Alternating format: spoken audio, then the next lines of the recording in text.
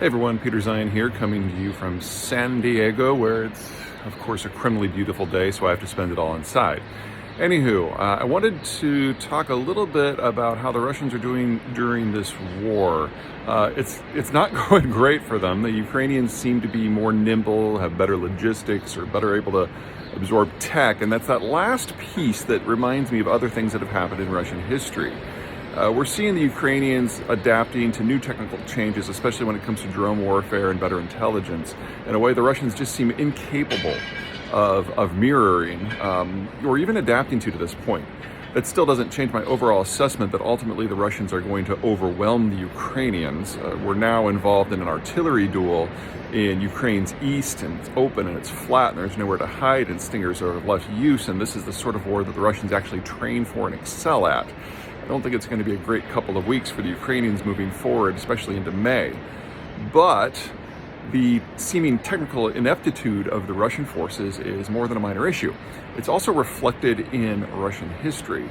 So back in 1853 to 56, we had something called the Crimean War.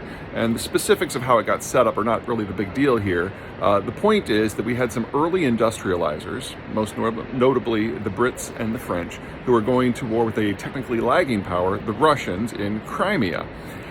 New things were introduced. Artillery, for example. The French and the Brits also were producing sufficient steel in mass that they had metal ships versus the Russians' wooden ones. So all that steel allowed the invading forces to have lots and lots of long-range rifles versus the muskets of the Russians.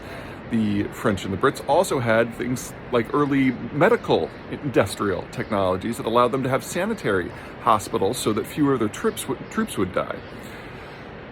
At the end of the war, it was basically seen as a humiliation of the Russians. They were defeated at almost every turn. They couldn't even build railways to their own places, whereas the Brits and the French, because of their command of things like steel, could.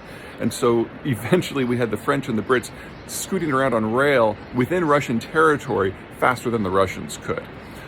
Humiliating defeat. And it sparked one of those on-again, off-again modernization pushes after the war that we see in Russia from time to time.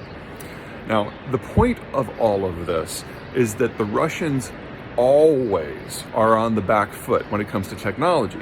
And sometimes they can rally, like in World War II or against Napoleon, and sometimes they can't, like the Crimean War. But they will never stop unless they have to, unless they're forced to. In the Crimean War, the war finally ended because the Russians literally couldn't get troops to the front fast enough to make a difference. And at the end of the day, they lost 500,000 soldiers. We're nowhere close to that with today's conflict. The Russians see this as an existential crisis, and no matter how many casualties they take, they will fight until they can't.